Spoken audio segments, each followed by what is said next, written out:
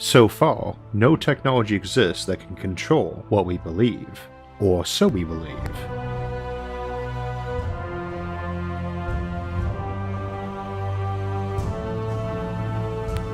So our topic today is brainwashing and mind control, and we're going to look at some of the technologies that might be used for it, or to defend against it, but we'll also be looking at some of the implications this might have on civilizations far away in space and time. Mind control scares us for the obvious reason that it's an invasion of the most extreme and revolting nature, but it's also so frightening because politically and scientifically speaking, it's also so plausible. We don't really go through life fearing that murder or theft will be legalized in the future, but fear of a society in which everyone has been brainwashed is one of the most common themes of science fiction.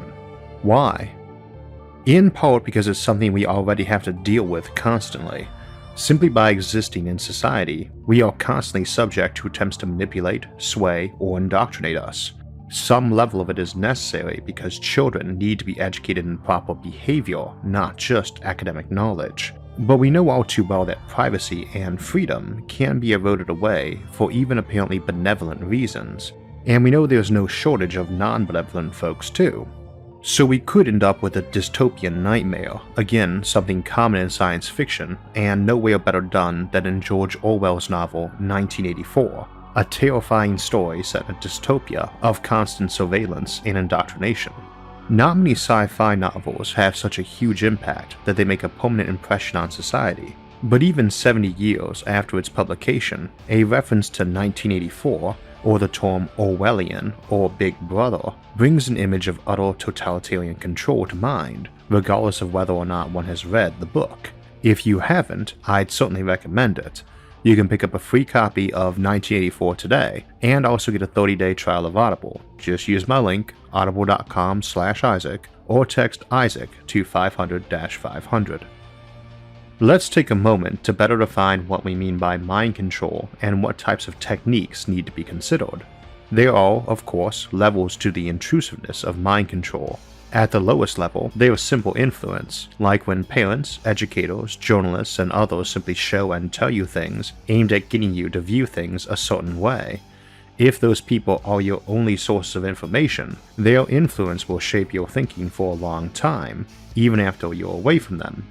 When that influence becomes more direct and is aimed at shaping your political behavior, it morphs into propaganda. Subliminal methods is quite a broad category, and it includes some well-proven techniques used in movies and advertising and by persuasive speakers.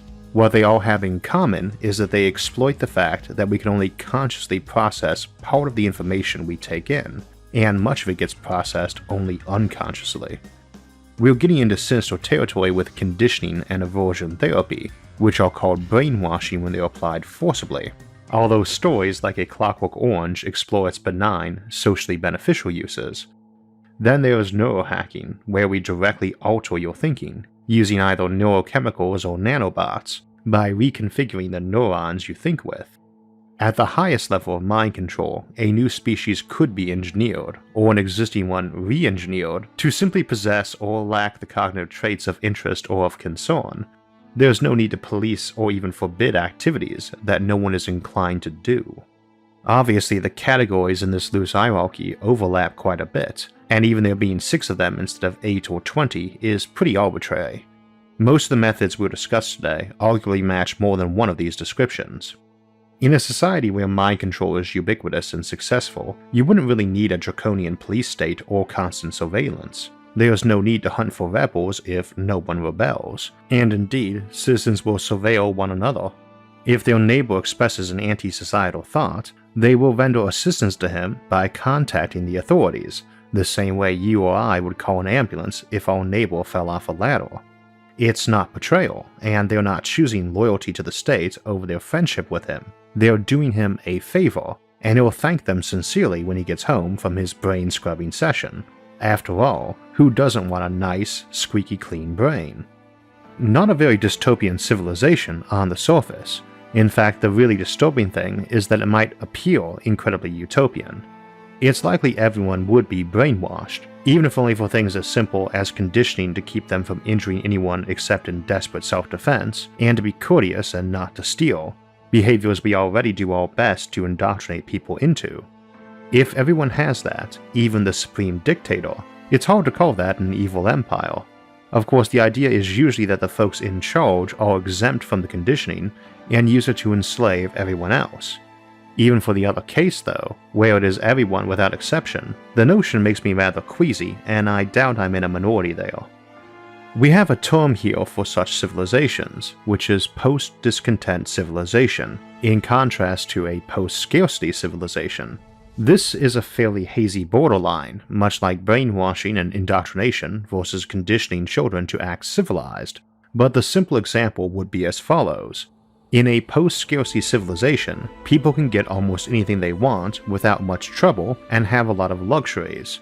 In a post-discontent society, everybody has been made very content with what they have, which may be virtually nothing.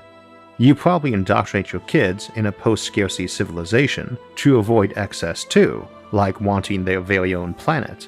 They might still want one but feel embarrassed to pursue that request or tell people about it. For instance, while in a post-discontent civilization, they might work 16-hour shifts every day while coming home to a filthy, run-down hovel, and be entirely blissful about that. This is the concept that truly terrifies us. It goes beyond even feeling that it's better to die on your feet than live on your knees. It's the notion that you could be turned into a drone who is entirely happy with that existence. That you could be totally oppressed and overjoyed about it. This is doubly problematic because we are aware of people for whom this is already true, particularly for mild forms of it, and because it comes up often with artificial intelligence too. One of the most common proposals for dealing with intelligent machines is to make them so that they love their work, and that's one of those thin ice areas. On the one hand, it's certainly kinder to make an intelligent vacuum that loves cleaning floors than one that hates it, but on the other, if we were raising kids to enjoy being floor cleaners, I think most of us would be pretty aghast at that. The analogy might be a bit iffy though. First, there's no reason to make a sentient vacuum cleaner, and we do not react the same to being told a kid was raised to love being a doctor or astronomer. Second, there is also that line between compulsory and encouragement, and the motivation for it.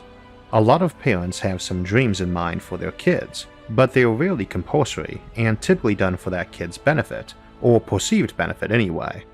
Our objections tend to come when it feels like they went beyond encouragement, or wasn't really about the child's best interest. A lot of us end up following those parental dreams and loving it. I can't even write my own name down without being reminded I do, but that doesn't mean we are compelled to do it, or that the motivations for that encouragement were bad.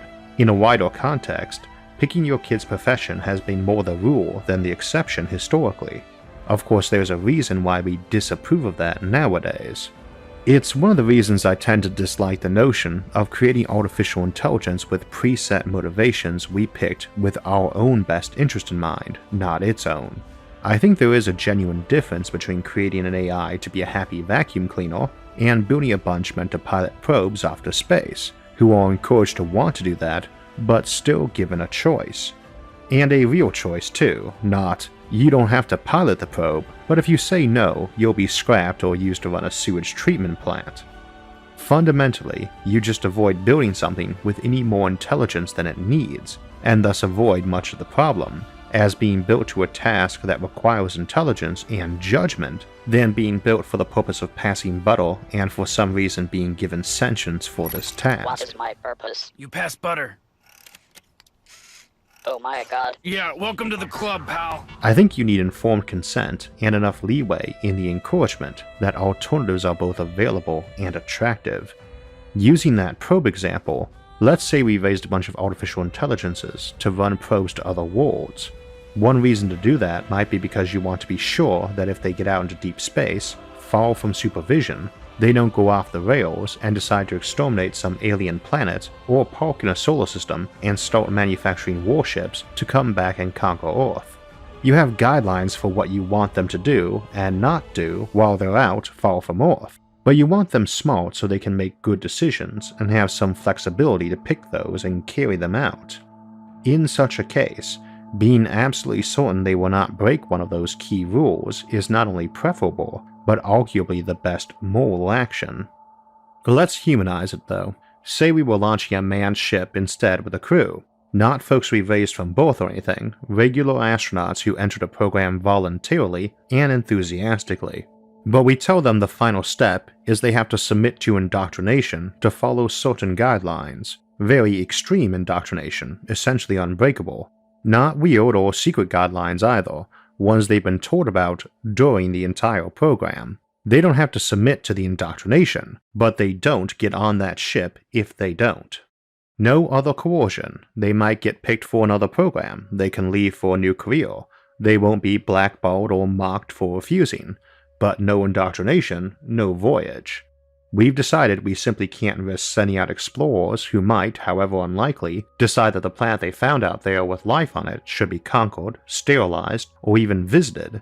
And we need to be sure of them because when they are light years away, we have no way of enforcing that policy.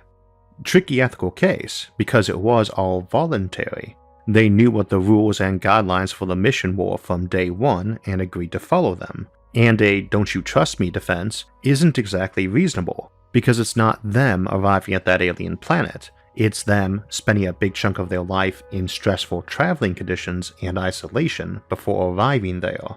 If I send a bunch of colonists off for a 40-year journey to colonize Alpha Centauri, but with the caveat that if they find so much as a microbe on that planet, they ought to scrap that plan, I'm going to have my doubts about if they'll stick to that. This is the problem. We know the mind is programmable, at least to some extent, and we know we'll get better at it, and we know there are some very good reasons to employ it. Ethically, I would much rather tell a kleptomaniac that they could just be brainwashed into not wanting to steal anymore and go home tomorrow, than stick them in a cage for a year, an expensive cage too. And so long as they've been given a choice, and both choices are reasonable, I don't see the problem. A coercive ultimatum, like telling them it would be life in prison or brainwashing, is different, and so is an unreasonable option, like being brainwashed above and beyond the negative behavior, so they couldn't lie or do anything selfish anymore. He stole, and so his option is to take the usual and reasonable punishment, or have that specific bit of him adjusted so he won't repeat that behavior. It's difficult to argue his treatment is unethical in such a case. Tied into that, we already do a lot of voluntary behavior modification, and while one can argue about how effective hypnosis is, people who pay for it generally assume it is effective, which is what matters for the ethics of it. Similarly, whether or not a medication designed to break an addictive habit is 100% effective, or just helps most folks, is not our major concern. There's not much difference in between taking a pill that makes you inclined to quit smoking and reduces the urges, versus one that absolutely and instantly removes the desire entirely, except that the latter will sell a lot better. The ethical issue there is if them taking it was voluntary, and if it was full and informed consent. They knew what it did, and all of what it did, including side effects. No secret additional effect of making you ultra loyal to the regime, too. Some folks might want to outlaw that, or at least control it. Prescription only, or only administered by a doctor so someone couldn't slip it to someone else, but there would certainly be a big market for such voluntary mind control. Most of us would still regard such scenarios warily, but wouldn't call that brainwashing. The effect was reasonable, and they chose to do it. There was no coercion involved, or at least no unreasonable coercion for the prisoner example. We have to contemplate higher tech scenarios for this though, and it's good to set our moral groundwork first, that you either agree with the reasoning thus far and why, or do not and why not. Giving someone a scientifically formulated aphrodisiac and giving them some love potion brewed up by a medieval witch or alchemist is identical ethically if the person administering them believes both work. It doesn't matter that the latter is just sucrose and water, any more than you shooting someone with a gun full of blanks is okay if you thought the ammo was genuine when you pulled the trigger. That's important to keep in mind because, for instance, right now we invest a lot of money into marketing and advertising, and that includes research to make it more effective, which is blatantly an attempt to influence your behavior and mind. This is mostly viewed as okay though, as it is just influence, and people know they're being influenced and to what end and why, and they can resist it, and the folks doing it believe that too. The game might be a bit different if some computer was exactly tailoring a message to you as an individual, and with such effectiveness you had no realistic way of not doing what they desired. That's part of the perceived danger of various technological approaches visited in science fiction. They are seen as not being resistible, either because they are not, or we have no experience identifying that method of influence or countering it. Perfume or cologne is an attempt to influence people, but we know it, can detect it obviously, and the effect is mild and easily resisted if one wishes to. But many would be different. You might not know, you might not be used to it, and you might not be able to resist it even if you wanted to. There's so many avenues too. Chemicals, visual stimuli, pheromones, hormones, subliminal messages, and so on. Indeed, pretty much anything connected to your brain to feed it nutrients or data can be used to influence someone's thinking. And the higher the bandwidth, the more subtly or thoroughly or quickly one can do it. Vision is very high bandwidth, millions of bytes of data a second, far too much for your conscious mind to process, and thus particularly vulnerable to sneaking something through, such as subliminal messages. So imagine something even more high bandwidth, and to which we have no neurological, biological, or cultural defense against. This would be the brainwashing ray or direct implants into the body. The typical DNA or RNA in a microbe or virus already has an awful lot of data in it too, so a tailored virus or pathogen need not be limited to simply screwing with your biochemistry. It could contain images. We get an example of something similar in Alistair Reynolds' novels Chasm City and Absolution Gap, with something called an endocrinal virus that can infect someone and give them visions or predispose them to believe something, not just screw them up chemically. And you would hardly have to limit yourself to just one virus either. You could infect someone with a whole slew of viruses, each containing different chunks of data. We could also send in nanomachines to do such a thing. Needless to say, if you've got neural implants already, neural laces in your head or machines to augment mind or body, you are even more vulnerable to very high bandwidth attacks, such as neural hacking. And your brain is quite susceptible to electromagnetism, so while the brain-controlling rays or fields of classic sci-fi are rather naive about the implied complexity, it is probably possible. We do want to be careful though, because these new methods aren't necessarily any more dangerous than existing ones, except in being unfamiliar and more sophisticated.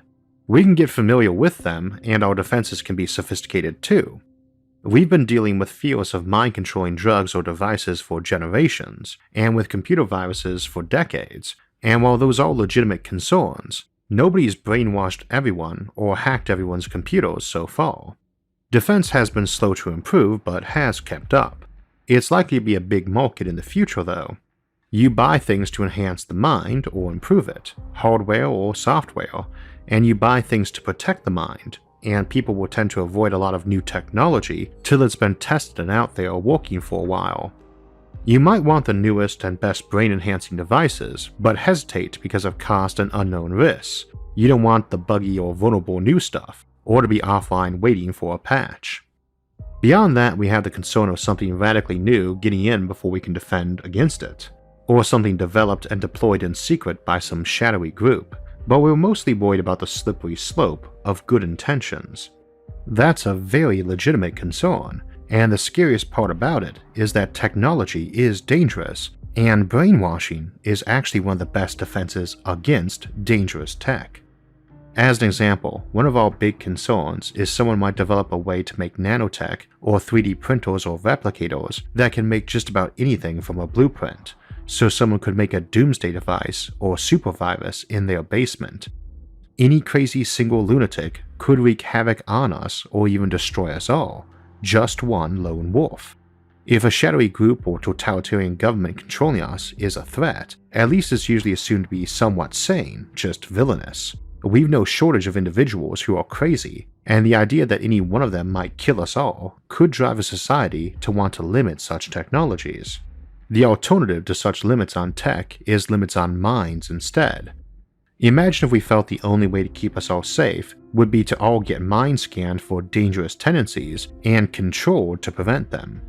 These could still be somewhat voluntary and customizable too. You might get everyone an implant that prevented them from engaging in mass murder, but you might let folks pick between a range of options instead and based on their security risk. You can't learn certain sciences without agreeing to be conditioned against using them for certain purposes or teaching them to others without permission. You cannot operate a 3D printer or train to use one without agreeing to be conditioned not to use, make, or distribute banned or restricted templates. You might get to select between being conditioned to be non-violent or being able to pick instead to have your mind scanned occasionally for instability or be followed by a drone that watches you. Some folks might prefer conditioning to not do something they really don't want to do anyway if that exempted them from privacy intrusions. This raises the slippery slope issue, even assuming such a civilization isn't already off the cliff and over the moral event horizon, but it also raises one of the weirder Fermi paradox solutions. With the Fermi paradox, the question of why the universe seems absent of other intelligent life, even though it is ancient and immense, we always have a problem with why civilizations don't spread out. Common suggestions are that they can't because space travel might be impractical, or because civilizations kill themselves off, or because intelligence is just super rare. Alternatives tend to focus on why civilization might not want to spread out to the galaxy. A point I once raised in discussing this is that it doesn't matter if most people in a civilization don't want to colonize the galaxy, because some of them probably will, and if it is practical to do so, then it only takes a handful of people in a civilization, any civilization, to colonize the whole galaxy. Unless you are willing to flat out blow up any colony ship that tries to head out of your system, it really doesn't matter if most of your people don't want to colonize the galaxy. But if your civilization feels that limited mind control is the only way to keep everyone safe, colonization could get to be rather dangerous to you. All those folks elsewhere, separated by decades or centuries of light lag, are hard to monitor or reinforce their conditioning if it weakens, or to do anything about it if they skip off track. Remember, this could be a real danger too. It's possible just one person could make a doomsday device you can't defend against, and such a thing could be manufactured at Alpha Centauri and sent back to Earth too. One colonist breaking their conditioning might be able to walk over to the colony's 3D printer and a minute later have a device that lets them take over their whole colony and send back a genocidal armada to Earth and all its colonies too. Alternatively, a solar system is a big place, and we've seen how many people you can put in one and how long you can extend the lifetime of a sun or protect yourself from natural threats. You might feel that is more than enough and more than safe enough. And if such technologies exist, they mess with our exclusivity issue with the Fermi paradox. We often toss out Fermi paradox solutions, not because it's improbable a civilization might do something, but because it's improbable every civilization would.